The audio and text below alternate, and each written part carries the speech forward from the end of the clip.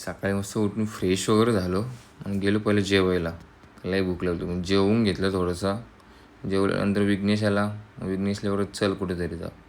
विघ्नेशला घेऊन गेलो पनवेलला. तर विकेश कुलजवळ जायचो बरोबर कॉफी प्यायला. याही कॉफीवर लय भारी भेटते. मग गेलो. एक ब्लूबेरी शेक घेतला, एक कोल्ड कॉफी घेतली आणि एक चोकोबार कॉफी शेक घेतला. मग ती काय पिऊन घेतला.